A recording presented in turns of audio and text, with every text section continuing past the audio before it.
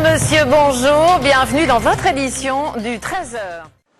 Cela n'est pas si courant. Les Français étaient à l'honneur hier soir à Londres, mais il ne faut pas trop se réjouir.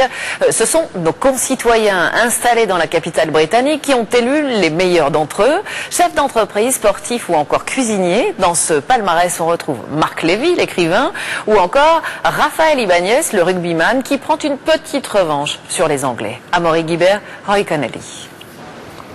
Le quartier d'affaires de Canary Wharf à Londres. Ici, à chaque seconde qui passe, des milliards d'euros sont échangés.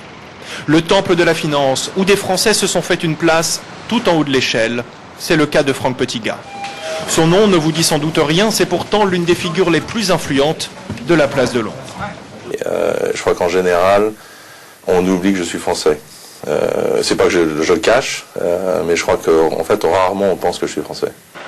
Ici, c'est tout le contraire. Saint-Jacques Tartare, c'est bon. Pascal Ossignac porte haut les couleurs de la France catégorie gastronomie, un pari réussi après 10 ans passés à Londres. Je me définis comme un Français qui défend une cuisine française de terroir, d'où je suis originaire, et un chef français à Londres. Mais quand on vit à Londres, après un certain temps, on devient un londonien. Donc je me sens like a Londoner. Londonien ou français, l'écrivain à succès Marc Lévy n'a pas choisi, et pour cause.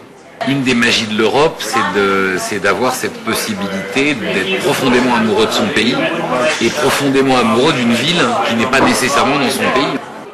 À l'heure de la remise des prix hier soir, il y avait tout de même un peu de fierté bien française, comme pour le rugbyman Raphaël Ibanez, qui le dit pourtant en anglais. Au moins j'ai gagné quelque chose.